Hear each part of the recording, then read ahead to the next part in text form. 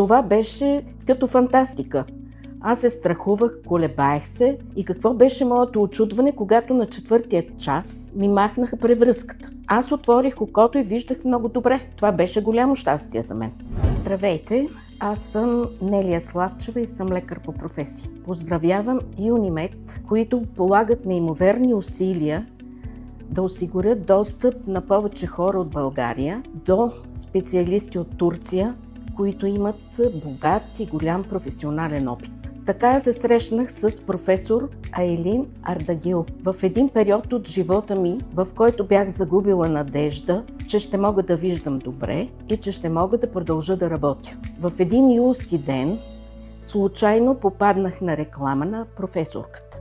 В нейната визитка бяха изредени заболявания, включително макулна дегенерация. Аз имах висока степен на късогледство, минус 10 диоптъра на лявото, минус 7 на дясното. Имах катаракта на дясното око и дегенерация на макулата. Това всъщност ме насочи и аз записах час за консултация. В деня на консултацията видях една лъчезарна, усмихната жена, говореща много добре на български език. Това беше именно професор Айлин Ардагил, специалист очни заболявания. След като се запозна с медицинската документация и с скенера на двете ми очи, тя предложи операция на двете очи в рамките на 2 дни. Това беше като фантастика.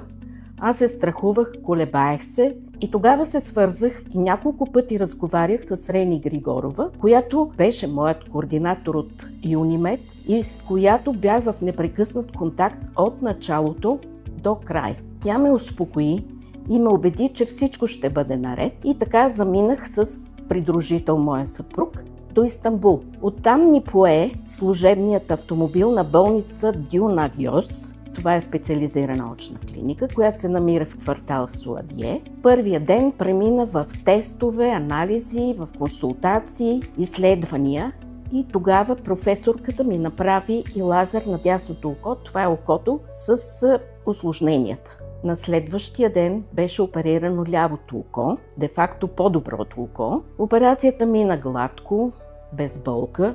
И какво беше моето очудване, когато на 4-тия час ми махнаха превръзката. Медицинската сестра започна да ми капе капки на 1 час. Имах контрола на зрителна острота, т.е. зрението и очното налягане на 2 часа. В 12 часа през нощта аз отворих окото и виждах много добре. Това беше голямо щастие за мен. На следващия ден същото се повтори и с дясното око. Безкрайно благодаря на златните ръце на професор Айлин Ардагил. Благодаря също на координатора на болницата Хасан, който не ме изостави в нито един момент да се лутам по етажите и по кабинетите на болницата. Благодаря на всички, които бяха до мен в този труден момент. Препоръчвам Юнимед на всички, които имат проблеми с зрението, да посетят безплатната консултация на професор Айлин Ардагил.